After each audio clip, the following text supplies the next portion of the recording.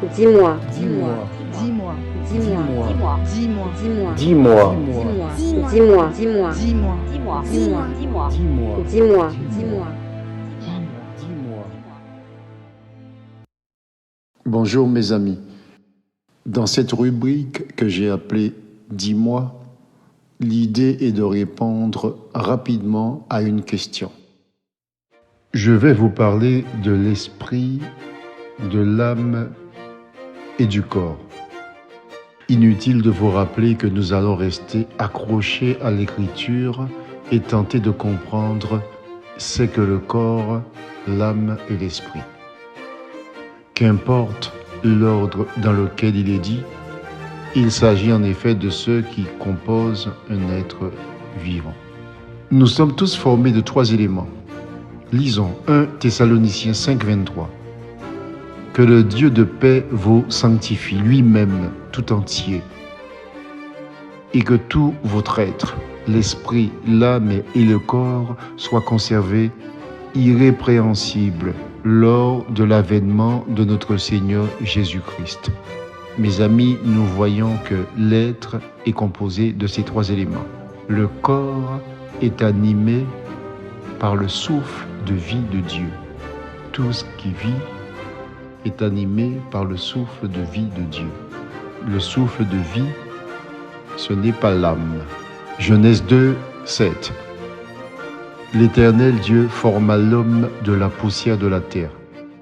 Il souffla dans ses narines un souffle de vie, et l'homme devint un être vivant. Tous ceux qui respirent possèdent ce souffle de vie. Les animaux, les hommes sont habités par ce souffle de vie du Créateur. Lisons Genèse 1, 30.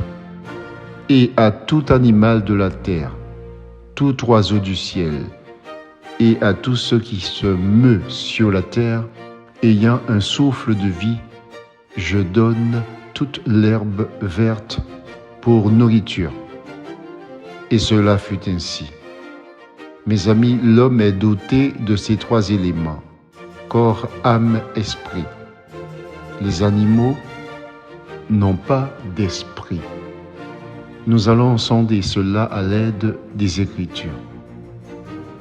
Nous allons commencer par le plus évident, le plus compréhensible, c'est-à-dire le corps.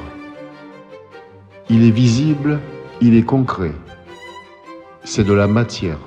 Nous pouvons le voir, le toucher. Cette chair que nous voyons est issue de la terre et retourne à la poussière. Lisons Genèse 3, 19. C'est à la sueur de ton visage que tu mangeras du pain, jusqu'à ce que tu retournes dans la terre, d'où tu as été pris, car tu es poussière, et tu retourneras dans la poussière.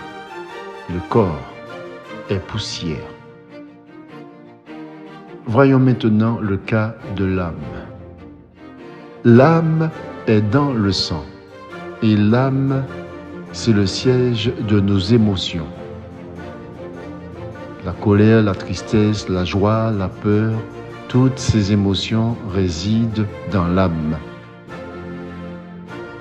Les animaux connaissent ces sentiments-là, la tristesse, la peur, etc. Lisons Lévitique 17, 11. Car l'âme de la chair est dans le sang. Je vous l'ai donné sur l'autel afin qu'il servît d'expiation pour vos âmes, car c'est par l'âme que le sang fait l'expiation. Mes amis, les animaux et les humains ont donc une âme. Lévitique 17, 14. Car l'âme de toute chair, c'est son sang qui est en elle. Nous voyons, mes amis, que les animaux et l'homme ont une âme. Voyons maintenant l'esprit. L'esprit est le siège de notre conscience. C'est notre conscience. Les animaux n'ont pas d'esprit, car c'est notre esprit qui nous permet de raisonner. Les animaux n'ont pas de conscience. C'est notre esprit qui nous permet de nous situer dans le temps et dans l'espace.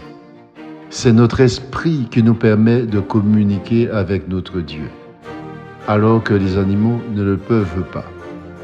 L'esprit de l'homme et son âme sont indissociables. Il n'y a que Dieu qui puisse les séparer.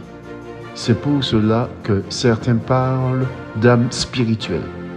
Notre âme est ce qu'il y a de plus précieux pour le Seigneur. C'est notre carte d'identité spirituelle. C'est pour sauver notre âme que le Seigneur Jésus-Christ est venu dans le monde. Mes amis, ne cherchons pas à percer les mystères de Dieu.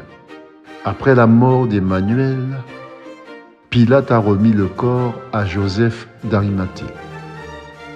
Jésus a remis son esprit au Père, mais on ne sait rien de l'âme. Lisons.